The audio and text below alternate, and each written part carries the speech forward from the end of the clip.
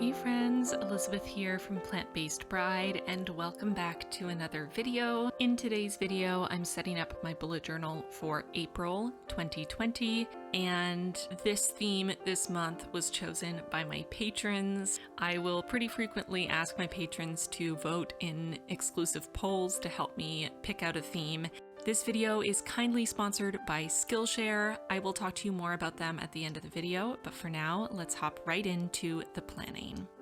So I'm starting with the cover page, and I decided to extend this month's cover page onto a full 2-page spread. So here I am recreating the hands as painted by Michelangelo in a very simple line art style. Now, I looked at a bunch of reference photos before I started sketching in pencil, as I was sketching, as I was drawing, because I am awful at drawing hands. I cannot even express how hard it is for me to draw hands that look even remotely human.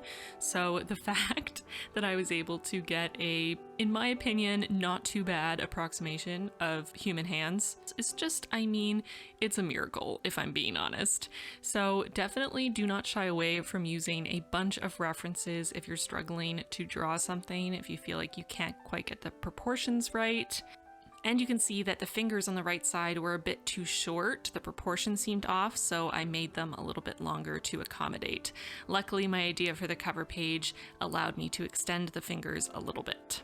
I decided to go with a very simple monoline lettering for this setup, so I just wrote April in the top right-hand corner. And now for what makes this cover page unique. I wanted to give the impression that the night sky was dripping from the fingertips of these hands. I've seen a few variations of this sort of an idea before, and I thought it would be really interesting combined with sort of this iconic image of these hands reaching towards each other. As always, all of the supplies I'm using will be linked in the description box down below, so don't hesitate to check it out if you're looking for anything specific that I use in this video.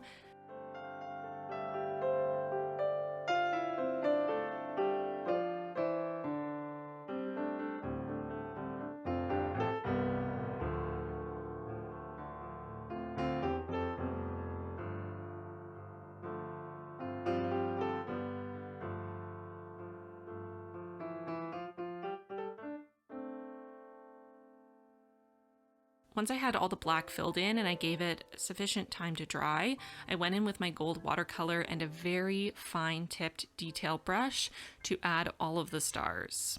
I decided to add the stars individually to have more control. As I've mentioned before, if you're creating stars, the fastest way to do it is to add quite a bit of water to your brush and flick it or tap it over the page to get a splatter. But not only did I want to have more control over the specific patterns of the stars, but I wanted to contain the stars to only the black areas of the page. So for that reason, I decided to draw every single star. You don't need to use watercolor for this. You could use a gel pen if you have one with a fine enough tip.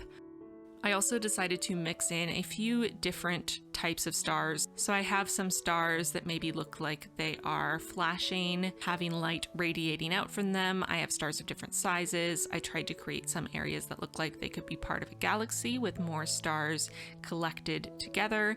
And I also created a few shooting stars or comets in the sky. As always, it's a bit of a challenge to keep it looking random because my eye really wants to make things even and symmetrical, but I'm pretty happy with how this night sky effect came through. Once I'd given that watercolor time to dry, I flipped to the next page, which is going to be my quote page. So for this one, I wanted to create the head from a statue, and I wanted it to look like part of the head had cracked away over time or eroded, and that the night sky is escaping through this hole in the head of the statue. So I'm starting by drawing the statue itself. Again, I used a bunch of references because I'm not amazing at winging proportions for human anatomy. They usually end up seeming off unless I really focus on it and use references, so I did. I started by drawing in the basic shapes, and then I used my microns to add a bunch of shading using pointillism. This took quite a long time, but I love the effect it gives, so I really think it was worth the effort. I tried to add these shadowed bits to areas where there would naturally be shadow on the face to try to give more of a three-dimensional look to certain areas of the face and neck and hair. Again, I used reference photos to see where the shadows would naturally fall and looked at a bunch of images of statues to try to get a feel for proportions, poses, facial expressions, all of that stuff. As you can imagine, this took a while, and of course my cats decided to come keep me company throughout this process. For some reason, while I was working on this, Yoda really wanted to take a nap, and the only place she wanted to take a nap was on top of my bullet journal. So I was able to continue to work regardless of her interruption, but such is life when you live with cats. They just want to be involved, you know?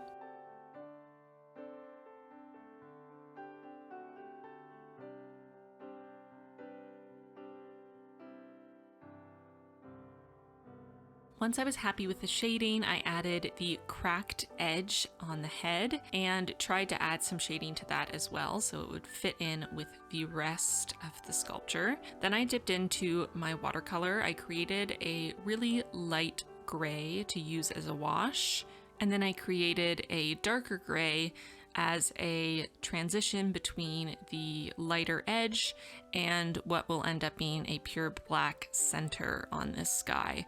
I did want it to almost look like it was dissipating as it exited the statue's head, so that's why I wanted a bit of a gradient effect from the pure black to a medium gray to a lighter gray and then to the page itself. For all of the large black areas on this setup, I used my Posca paint pens to fill in the area more quickly and get a nice deep pure black. Be sure to test the pages in your notebook before you use these in your bullet journal. I have an Archer and Olive notebook and it handles watercolors and paint pens and all of those things very well, but not all paper does. So test before you just throw it in your bullet journal to try to avoid any kind of mishap.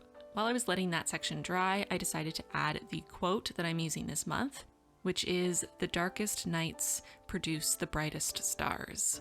I spent a long time thinking about what quote I wanted to use this month. I typically try to use a quote that is something that I need to look at on a regular basis, and so it really depends on where I'm at, what's going on in my life, what is it that I'm losing sight of, what is it that I'm struggling with. And right now, as I think many people are, I'm struggling with keeping a positive outlook, feeling hopeful and optimistic. I do have a natural tendency to worry and pessimism, so this situation that we're in globally is definitely not helping. And I came across this quote and felt not only does it fit with the theme I'm creating, but it also has a message of hope and a reminder that as dark as things may seem, as hard as things may be, the darkest nights produce the brightest stars, and we can't know now how the situation will unfold, but I choose to try to hold on to the hope that this darkest night will produce the brightest stars for all of us. That's why I chose this quote this month, and I'm hoping it will help to keep me as positive as possible while the situation continues. Jumping over to my monthly calendar, I'm creating a black border around it, so just drawing in the basic shape of the calendar itself and the border and filling that in with my Posca paint pen. I'm also drawing in sort of the upper part of a bust of a statue, again, that's sort of cracked apart over time. Then I'm hopping back to my quote page to add in the stars since the sky has fully dried, and again I'm using the same technique, my watercolor with my very fine detail brush, and trying to create a lot of variety in the stars. I'm bringing the stars out past the black area into the gray and even onto the white page to reinforce that idea of the night sky dissipating as it gets further away from the statue.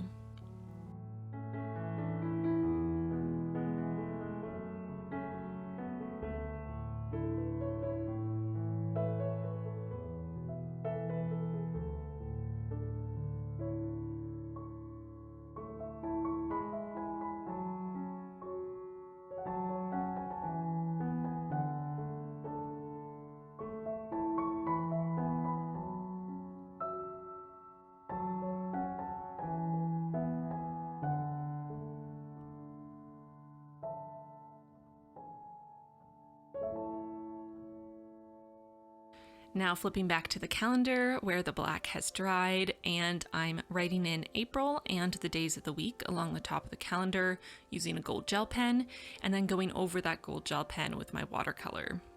I like to use a gold gel pen when I'm writing just because I'm not as accurate doing lettering with a brush. And I like to go over it just to match it to the rest of the gold tone, since not all golds are exactly the same. Once I finished that, I went in and added stars to this black border. This was quite a large space to fill in with stars. I guess I was feeling ambitious. So again, this took quite a long time. And again, I honestly think it was worth it. I think this spread turned out so beautiful and exactly how I had envisioned it, maybe even better. So while it took a long time and I definitely had a few cramps in my hand through this process, I'm so glad I decided to do this because it really exceeded my expectations. I'm really excited to use this all through April.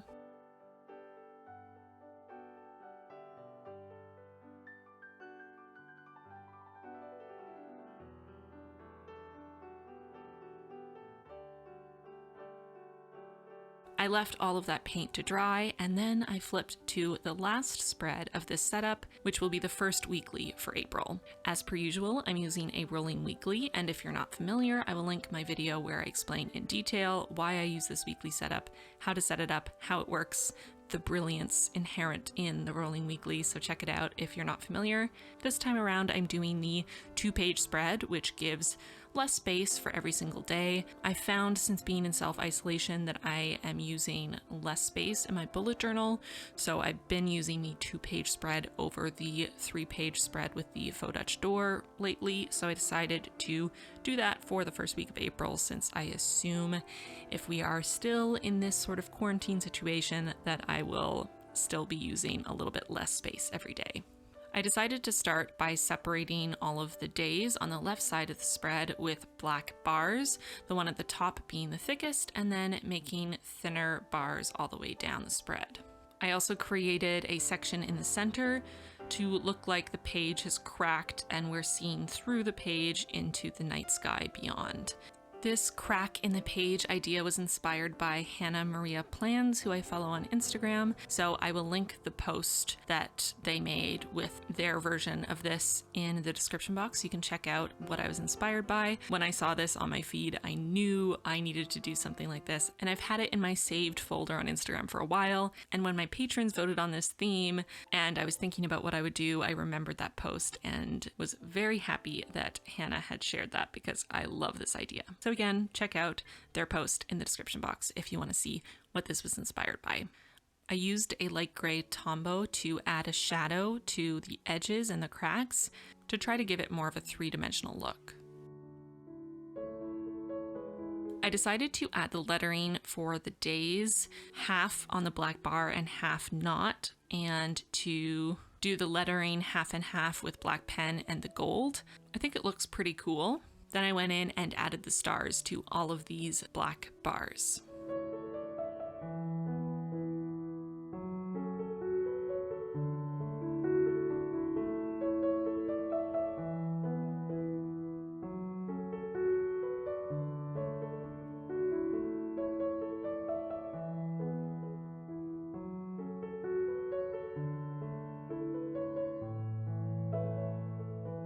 Now I'm going in and adding all of the stars to the sky that we can see through the crack in the page, using exactly the same technique that I've used through this whole setup.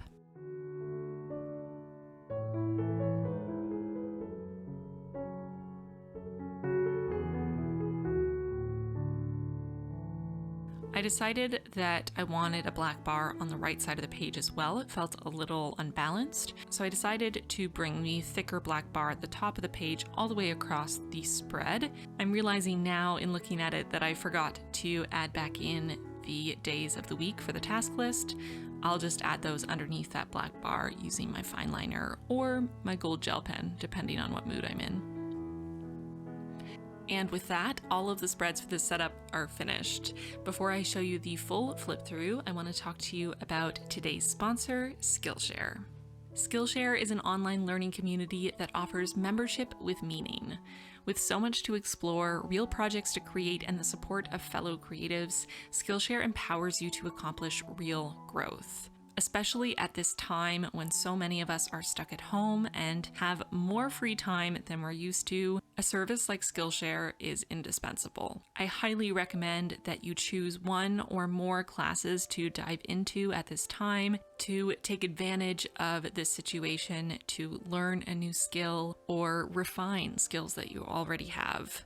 I always find that when I'm feeling stressed or overwhelmed, that focusing my mind on creating can really soothe my soul. Skillshare has so many different types of classes. You can study photography, videography, visual art, creative writing, marketing, animation. Whatever it is you are interested in, Skillshare has a class for you. I just started taking the Simple Productivity class by Greg McCowan. While I'm still meeting my deadlines and getting all of the most important tasks done on my task list, I definitely feel like my productivity has faltered a little bit through this time, and I'm hoping that this class will give me some nuggets of wisdom to re-motivate me to be productive. Not only does Skillshare offer classes like this one and so much more, Skillshare is also incredibly affordable. An annual subscription is less than $10 a month. Because Skillshare is sponsoring this video, the first 500 of my subscribers to click the link in the description box will get a 2-month free trial of premium membership so you can explore your creativity. There is no better time than the present to take advantage of this free trial and see everything that Skillshare has to offer. Thank you so much to Skillshare for sponsoring this video. And now, without further ado, the final flip through of my April setup. I love the simple, clean lines of the black, white, and gold of this setup. There's something so calming about it, and something maybe that reminds me that we are so small here on Earth and that the universe is a humongous place, that there is an infinity of stars just like the star that is our sun, and so much to explore and discover. Thank you so much for watching this video. I hope you are all doing well. I want to take a moment to thank my patrons for their support. Extra special thanks to our newest patrons, Amanda and Anna.